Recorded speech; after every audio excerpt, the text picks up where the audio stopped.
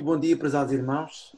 É um prazer estar de volta à Escola Sabatina. Pouco a pouco estamos a retomar a nossa normalidade, apesar de algumas coisas ainda não estarem, ou pelo menos a nossa igreja não estar aberta, mas é um prazer desde já começar assim e quem sabe em breve nos possamos ver pessoalmente. Então vamos dar início à nossa Escola Sabatina. Espero que estejam a viver esta manhã de sábado na paz do Senhor e que até agora o Senhor também vos tenha protegido. Daí eu vou convidar-vos para juntos podermos orar. Vamos fazer uma oração. Pai querido, obrigado, Senhor, pelo teu grande amor e obrigado também por esta manhã de sábado. Mesmo que seja através da tecnologia, tu possas, Senhor, abençoar a Escola Sabatina, possas, Senhor, abençoar cada um de nós que vai intervir, como aqueles que também possam escutar e visualizar esta Escola Sabatina. Senhor, cuida de cada um de nós e o nosso coração certamente está sempre nas tuas mãos, Senhor. Molda a nossa vida. Eu te peço e te agradeço. Em nome de Jesus. Amém. Para esta Escola Sabatina temos a Susana Rissa connosco e o Paulo Costa também. Os três vamos desenvolver de uma forma, enfim, a melhor que possamos e com a presença de Deus, através do Espírito Santo, vamos desenvolver e partilhar a Escola Sabatina. É interessante que vamos falar um bocadinho, vamos desenvolver aquilo que a Escola Sabatina nos traz relativamente à perspectiva de Jesus e dos apóstolos sobre a Bíblia. Em pleno século XXI, nós temos hoje várias variantes, vários pensamentos filosóficos e não só, que distraem o ser humano da Bíblia.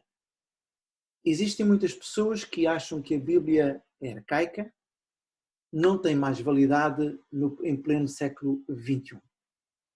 E é neste contexto que nós gostaríamos de falarmos um pouco sobre essa perspectiva, principalmente de Jesus e dos apóstolos, que demonstram que, portanto, cerca de 2000 anos atrás, a Bíblia para Jesus e para os apóstolos era, ou seja, o Antigo Testamento, era bem vivo, portanto, era atualizado e era a base das suas crenças e também tornaram essa base ou divulgaram por onde quer que pregassem o Evangelho. E é nesse contexto que hoje em dia nós, apesar de termos Bíblias e podemos encontrá-las em qualquer lugar, nem sempre lemos a Bíblia com os olhos da fé. A nossa educação, a nossa cultura, os nossos pensamentos, muitas vezes são impeditivos ou são obstáculos que, infelizmente, deturpam ou podem vir a deturpar o princípio bíblico, a razão pela qual a Bíblia foi escrita. E é nesse contexto que eu gostaria de começar já com a Susana, perguntando à Susana porque é que na lição da Escola Sabatina, no domingo, começa com o batismo de Jesus. O que é que o batismo de Jesus tem a ver com a Bíblia, neste caso, sendo o tema desta semana? Bom dia, irmãos. Um feliz sábado para todos. É verdade, o batismo de Jesus marca o início do seu ministério. Nós vemos Jesus publicamente receber o Espírito Santo na forma de pomba e de forma audível o Pai a confirmar que aquele é realmente o seu filho, em quem ele se compraz. Jesus, a partir desta altura, deixa quaisquer ocupações humanas e passa a dedicar-se ao ministério. E é realmente interessante vermos Jesus a iniciar com jejum e oração. Se realmente o pecado entrou no mundo com o apetite, com o problema do apetite, Jesus começa exatamente por essa área. Jesus jejua. E Jesus ora, e ainda assim também é interessante nós vermos que após um longo período de oração, Jesus é tentado.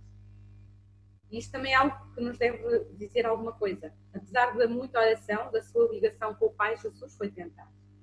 Mas nós vemos como é que Jesus reage a essas tentações. E que tentações foram essas? Satanás procura Jesus numa fase de maior fragilidade humana e vai procurar tentá-lo exatamente nas áreas em que, para o ser humano, são os pontos mais fracos, provavelmente. Satanás assim o sabe. Nós vemos Satanás ir pela área do apetite, pela área do poder, da exaltação própria.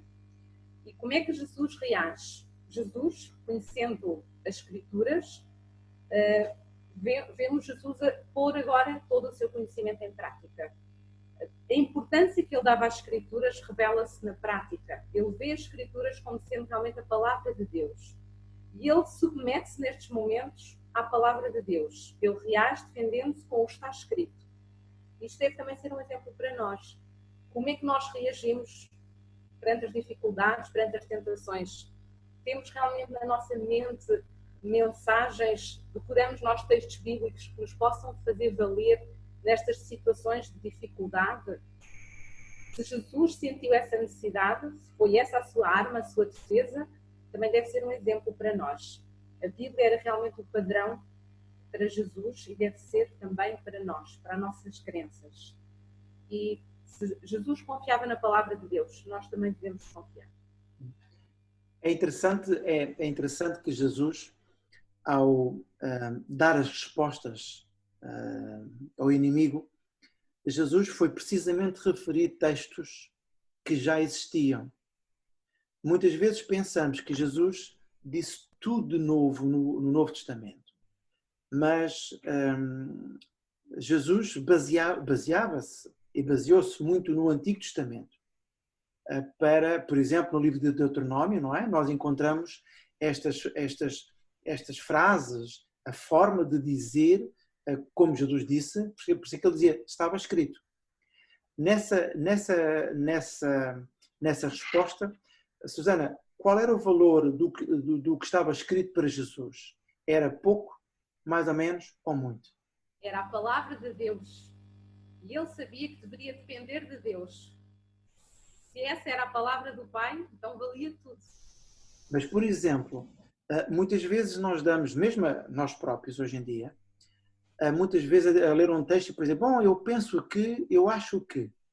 Muitas vezes usamos essas expressões. Mas Jesus nunca quis interpretar o texto. Ele dizia exatamente aquilo que o texto queria dizer, já para não, claro, retirar. E muitas vezes do contexto. E nós muitas vezes perdemos o sentido do texto porque produzimos muitas ideias nossas, muitos pensamentos nossos, porque pensamos que talvez ou conhecemos mais da Bíblia ou porque sentimos mais à vontade.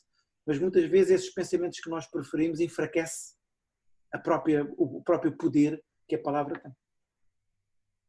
E Jesus realmente usava essa palavra como um estandarte, dizendo a todos aqueles que queriam ouvir que Jesus não estava a inventar, e por cima Jesus lidava com os doutores da lei que conheciam bem o que estava escrito na lei, nos salmos e nos profetas, e portanto ali um passo em falso seria muito complicado. E, claro que Jesus não iria fazer, e Jesus realçou a lei, aliás, a palavra de Deus como algo adquirido, algo que era inspirado e verdadeiro. Nesse sentido, Paulo, por exemplo, qual é a visão de Jesus acerca da lei, a lei de Moisés, claro? Desde já quero cumprimentar os irmãos e espero que estejam todos bem de saúde e firmes em Cristo.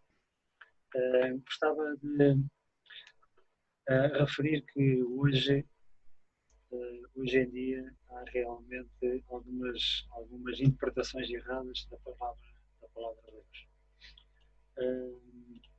Nomeadamente há quem diga que Jesus cumpriu a lei por nós. E, portanto, se cumpriu a lei por nós, não temos mais nada a fazer. Gostava de referir que, se assim fosse, Deus teria sido injusto para aqueles que existiram antes de Jesus.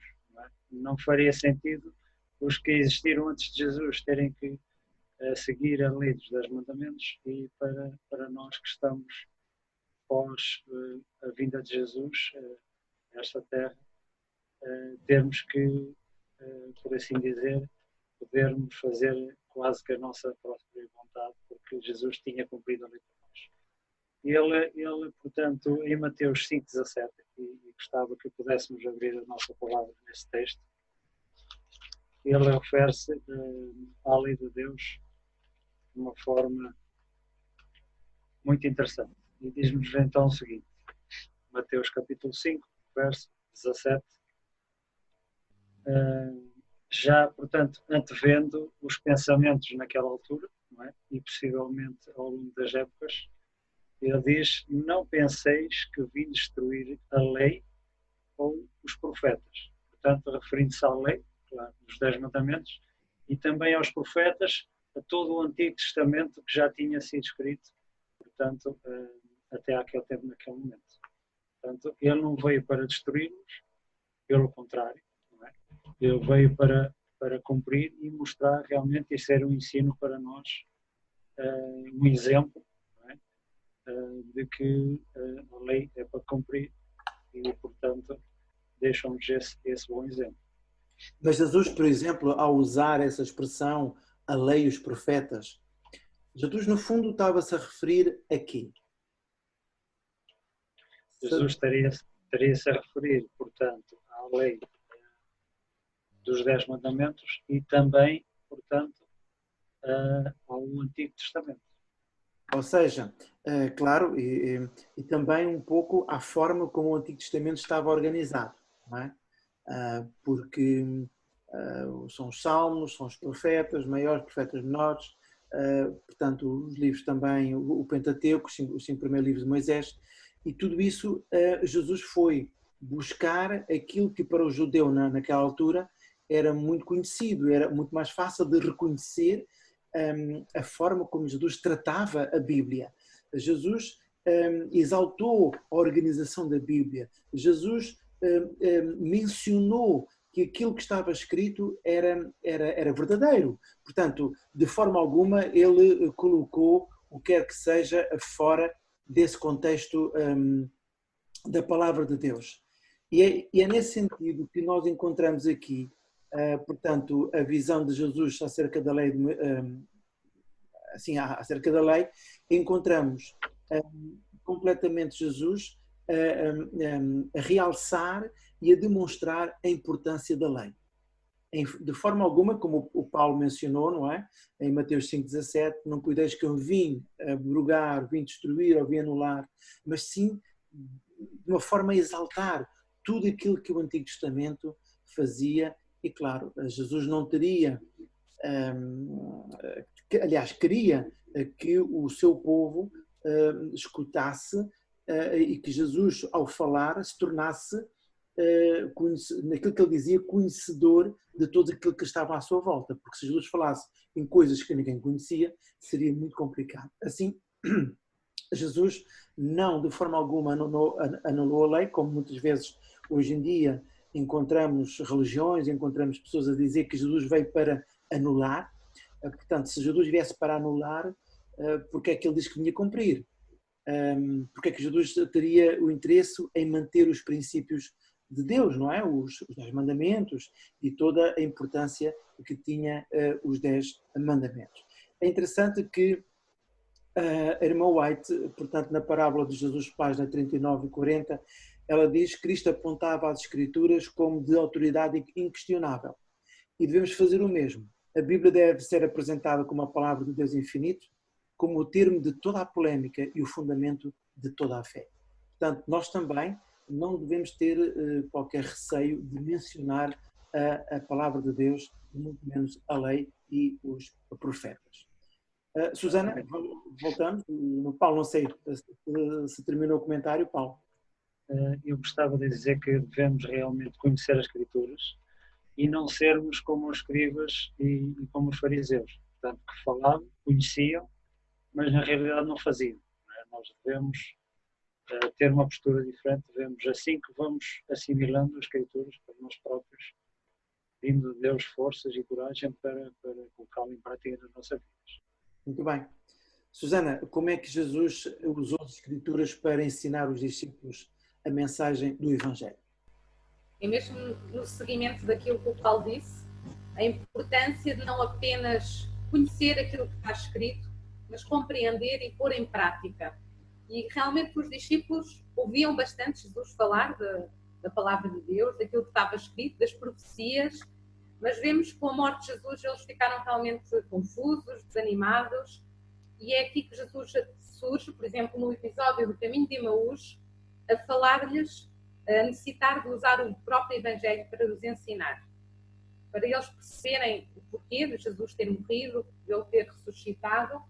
Jesus começa, como vemos em Lucas 24, no versículo 27, começa por Moisés e por todos os profetas, explicando-lhes o que dele se achava em todas as Escrituras. E vemos aqui logo Jesus a basear-se naquilo que estava escrito por Moisés, portanto, no Antigo Testamento, e Jesus refere todas as Escrituras, tudo aquilo que era conhecido até então. Jesus aceita e ensina com base em toda a Escritura. E nós vemos aqui uma importância, quando lemos o versículo 45, diz que então lhes abriu o entendimento para compreenderem as Escrituras. É que muitas vezes nós lemos as Escrituras, mas nós não compreendemos, não entendemos. E precisamos do quê? Precisamos deste entendimento. Precisamos que o Espírito Santo trabalhe na nossa mente, que abra a nossa mente para que nós possamos realmente compreender a mensagem de Deus para a nossa vida, para pôr em prática. E era isto que realmente Jesus estava a ensinar aos seus discípulos, usar as Escrituras. Os discípulos iriam ter também uma missão e Jesus queria que eles fizessem o mesmo, que usassem as Escrituras, que usassem o Evangelho para levar a mensagem, a compreensão a outros conversos por todo o mundo. E é isso que realmente que Jesus pede de nós também, que ensinemos. Ele diz que devemos guardar todas as coisas que Ele nos tem mandado. E o que é que Ele nos tem mandado? Tem mandado ensinar-nos com base realmente na palavra de Deus.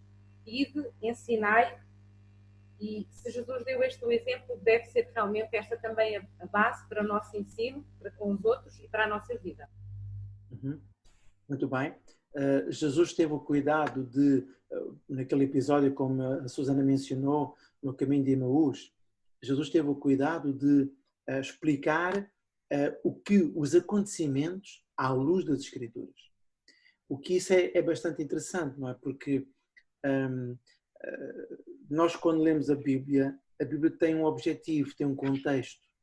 A Bíblia não foi escrita para nos consolar apenas no aspecto exterior. A Bíblia foi escrita para nos inspirar, para podermos comer a palavra de Deus e alimentar-nos dela. E quando Jesus fala de Moisés, fala de toda a história que Jesus conta esses dois discípulos de Emaús, Jesus está a dizer que é válido, não é? Que não é em vão o que foi escrito. E ele veio para cumprir. Portanto, mesmo, por exemplo, em João 17:17, quando nós lemos aqui o texto de João 17:17, Jesus está preocupado com os discípulos. Jesus pede ao Pai que oriente os discípulos, pede ao Pai que ajude os discípulos. Ele próprio diz em 17:17, um texto bem conhecido: santificas na verdade, a tua palavra é a verdade. Portanto, Jesus preocupado com os discípulos, Jesus preocupado com aqueles dois discípulos que iam para Emaús, Jesus preocupado connosco. Jesus diz ao Pai e diz-nos a nós que a forma de vivermos uma vida próspera, santa e podermos conhecer a vontade de Deus é exatamente fazer como Jesus fazia, ir à palavra de Deus, encontrar ali a base da nossa vida.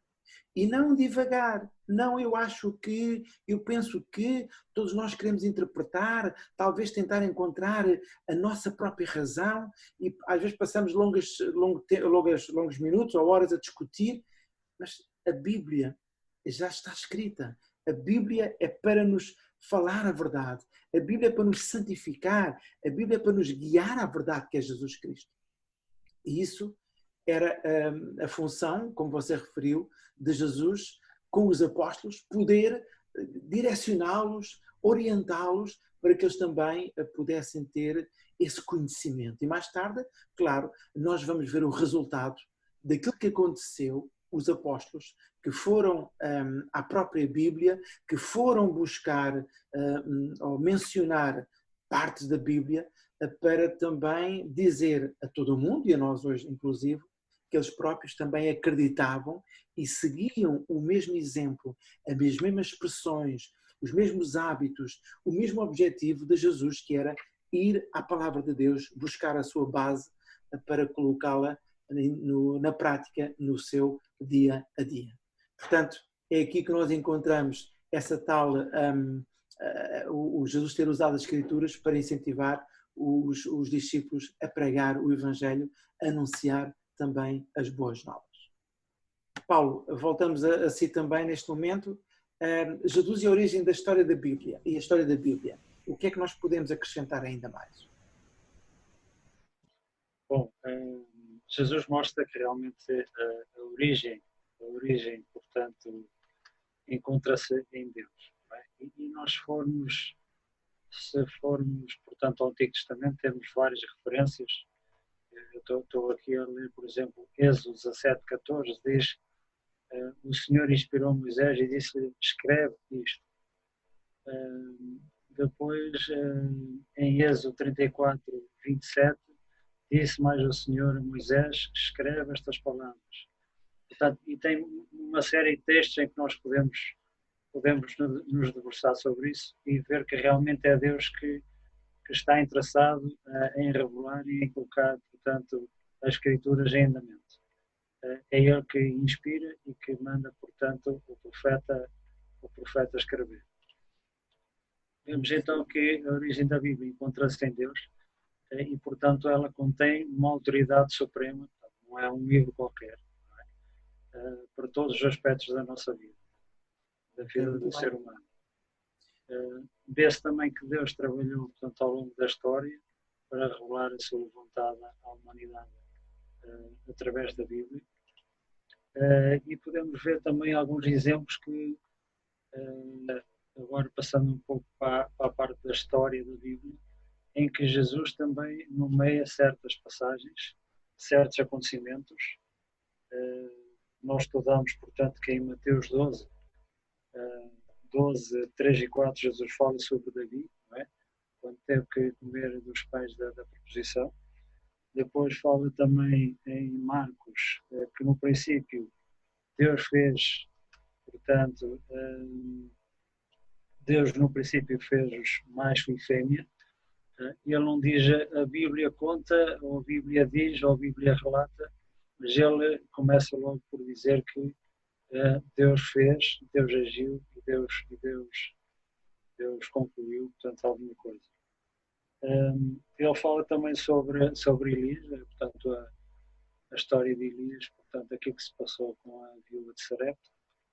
Fala também que desde Abel até Zacarias, portanto, lendo Lucas 11:51, desde Abel até Zacarias, portanto, temos aqui o Antigo Testamento todo contemplado. Cita também esses dois nomes. E podemos ver que realmente,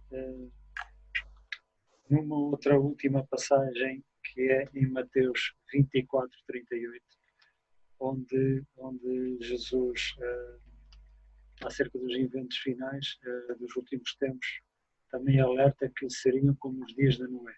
Ele nomeia também o profeta Noé, validando assim todos estes profetas e todo o Antigo Testamento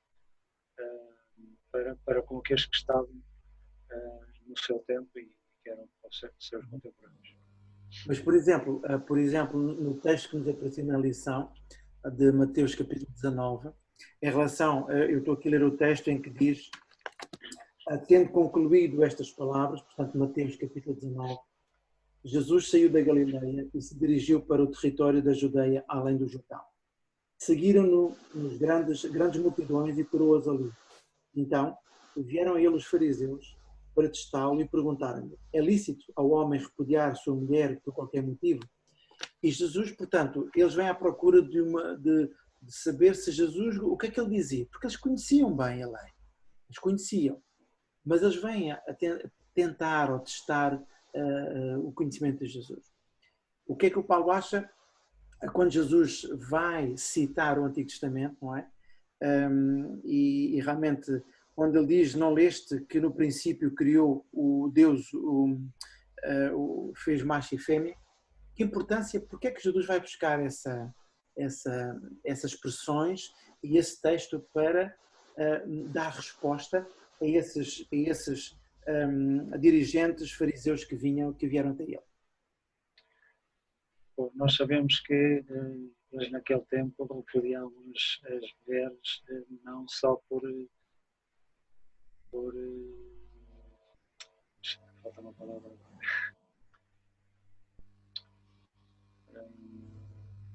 Portanto, repudiavam as suas esposas por qualquer motivo. Não é? Sim, exatamente. Não havia propriamente uma infidelidade da parte da esposa, mas se não lhes agradasse, já repudiavam. Jesus vai buscar o Antigo Testamento. Porquê é que ele diz, bom, não, agora o Antigo era outra coisa, agora vou dizer que deve ser assim, por exemplo. Como às vezes nós ouvimos hoje em dia algumas situações de, bom, isso era antigamente, agora as coisas agora vão mudar. Claro, nós sabemos que naquele tempo eles também só tinham o Antigo Testamento, mas Jesus vai, portanto, validar o Antigo Testamento com estas afirmações, aí buscando, inclusive, algo que está logo no início da Bíblia, não é? Logo no princípio, logo na criação. Ou seja, Jesus pronto, claro, era Jesus, mas é perspicaz porque abafa o entusiasmo de eles quererem saber a opinião de Jesus. Jesus não dá opinião, Jesus diz o que está escrito. Exatamente. E muitas vezes vem ter connosco e pergunta-nos qual é a opinião da Igreja Adventista acerca disto. A Igreja Adventista não tem nenhuma opinião. Nós vamos à Bíblia e temos que ler o que lá está. Portanto, mas às vezes as pessoas vêm para saber comparar as religiões e comparar porque é que esta religião é diferente daquela interpretação. Nós temos que ir todos à Bíblia. Se fôssemos todos à Bíblia, certamente havia só uma religião e havia só um princípio. E é nesse contexto, Susana, vamos avançar um bocadinho também. Os apóstolos, como é que os apóstolos, eles também, depois da morte de Jesus e não só, como é que eles começaram agora a ganhar amor e ganhar entusiasmo para divulgar a palavra de Deus? Nós vemos então agora os escritos do Novo Testamento, estes mesmos apóstolos a seguirem o exemplo de Jesus, a verem realmente o Antigo Testamento como autoridade da palavra de Deus, e eles próprios vão aplicá-lo. Eles próprios vão referir escrituras como a própria palavra de Deus. Muitas vezes nós vemos citações dos apóstolos no Novo Testamento, onde eles, em vez de Deus disse, eles têm a Escritura disse, porque para eles estas palavras, as palavras de Escritura, representam o próprio Deus. E nós vemos estes apóstolos, agora no Novo Testamento, eles também a citarem muitos episódios do Antigo Testamento. Também eles diziam, muitas vezes, o está escrito. Seguiram realmente o exemplo de Jesus. E nós vemos muitas... Como é que eles faziam isso? Susana, como é que eles demonstraram que falavam daquilo que estava escrito, por exemplo?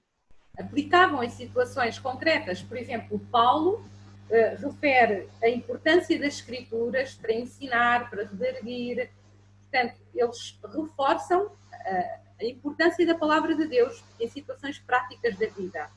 Nós vemos, por exemplo, eles referirem-se a Salmos, a Êxodo, a Isaías, e se nós virmos algumas passagens concretas, por exemplo, todos nós conhecemos um pouco sobre Hebreus 11, sobre os heróis da fé, e nós vemos aqui Paulo a citar homens, mulheres, episódios reais do Antigo Testamento. Também eles a conferirem veracidade, considerarem como autênticos tudo aquilo que se passou, como inspiração, como exemplo para nós.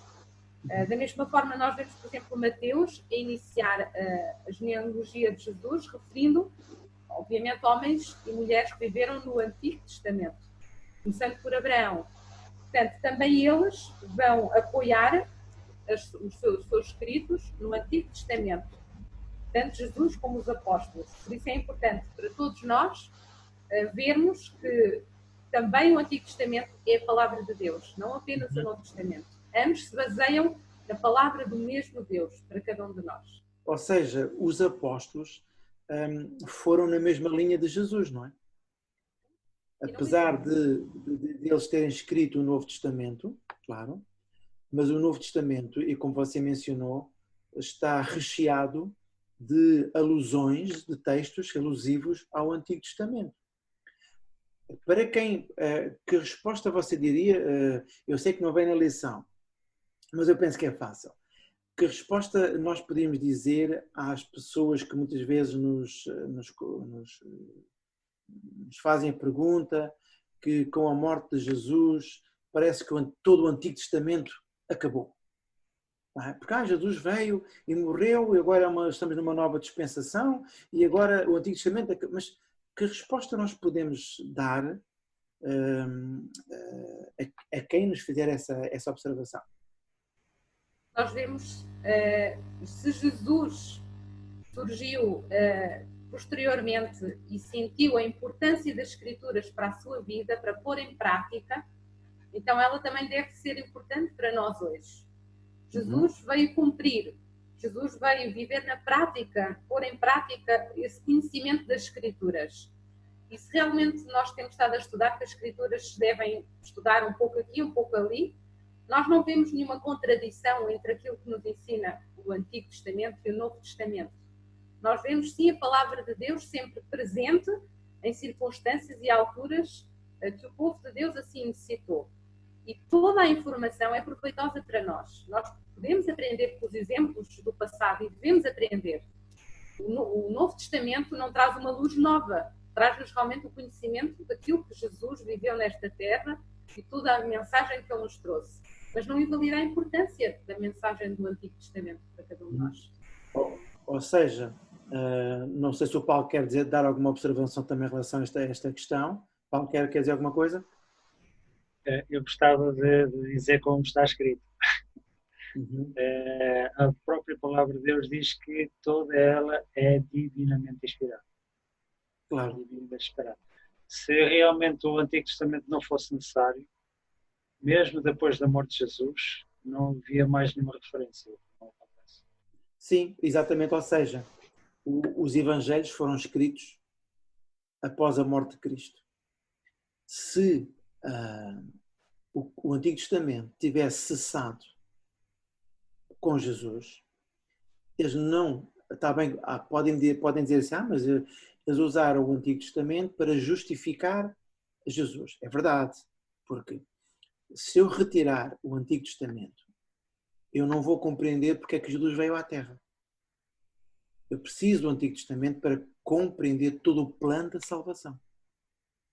É por isso que nem um J, nem um til, não devemos acrescentar nada, nem retirar nada àquilo que está na palavra de Deus. É verdade que existem outros livros que foram escritos por pessoas que foram escritos. E nós encontramos na Bíblia, no Antigo Testamento, alguns profetas a fazerem referência a outras pessoas que escreveram livros.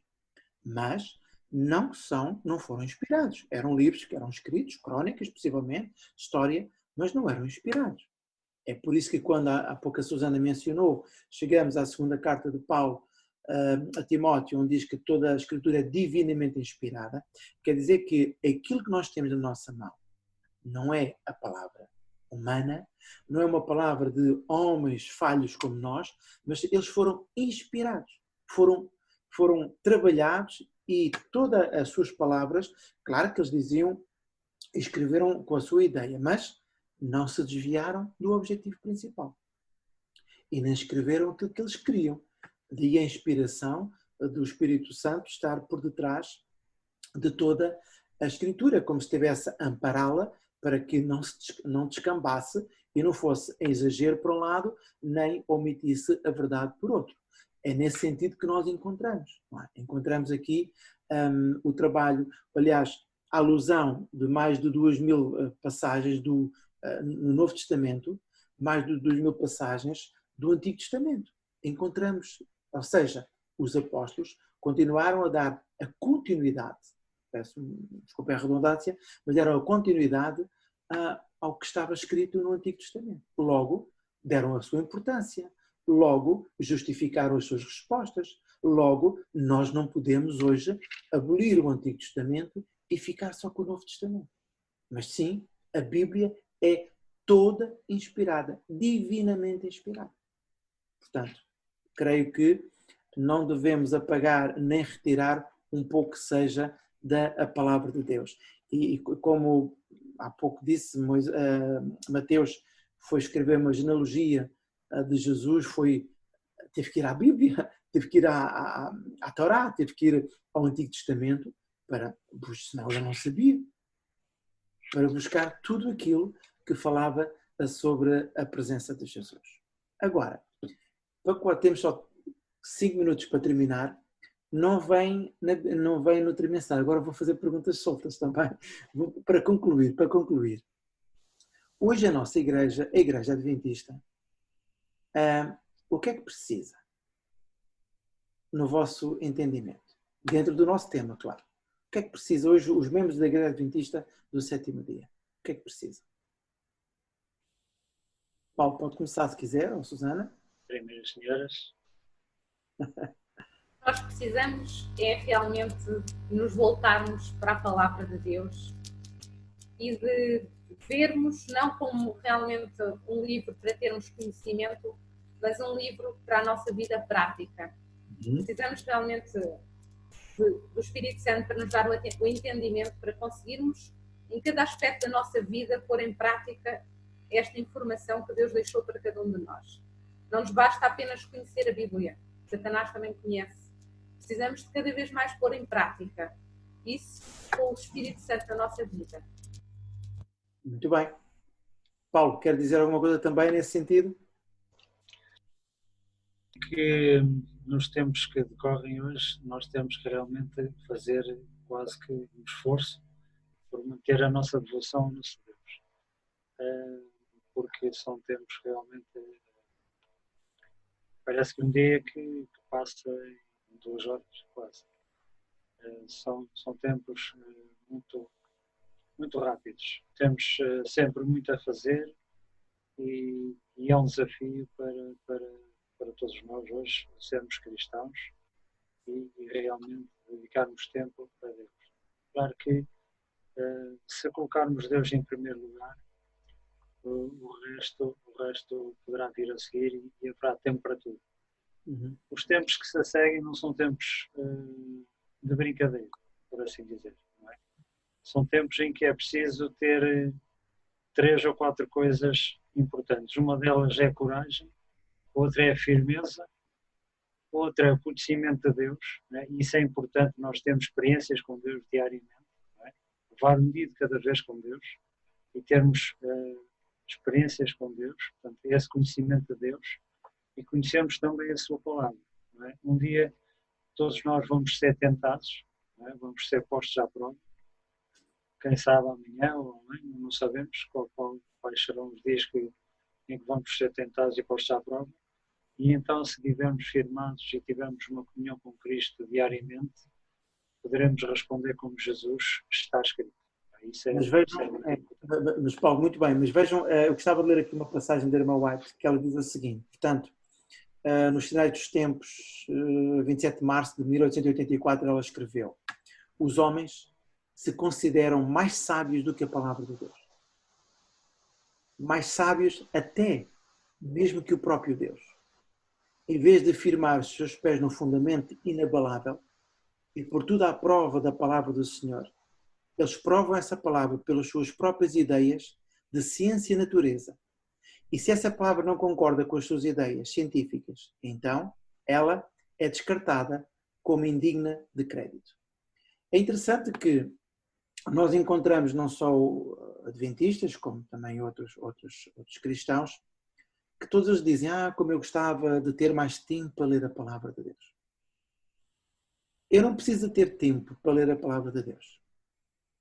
Eu preciso é de me encontrar com Deus.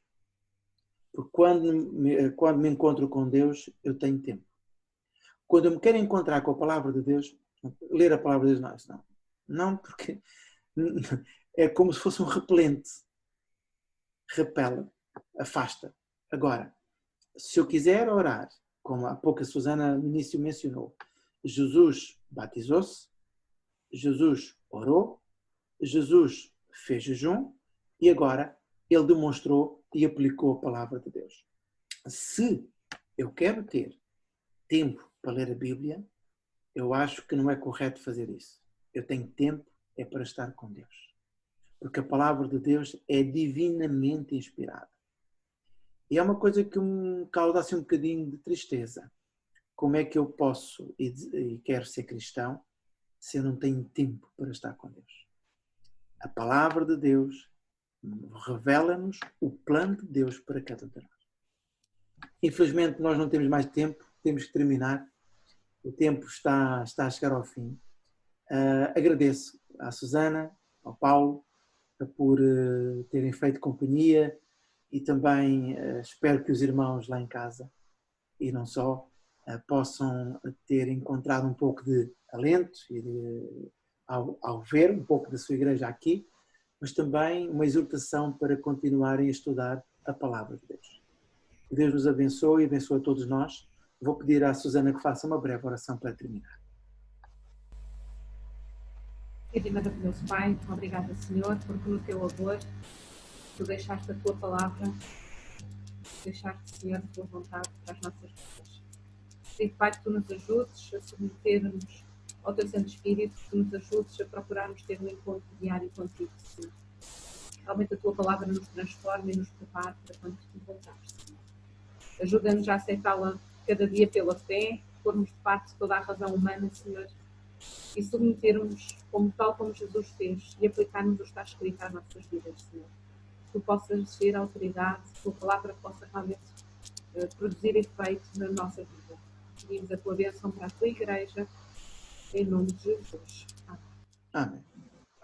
Agora pedimos aos irmãos que se liguem a Novo Tempo para o boletim missionário e também para o culto desta manhã. Que Deus seja louvado, abençoado para todos e até ao próximo sábado.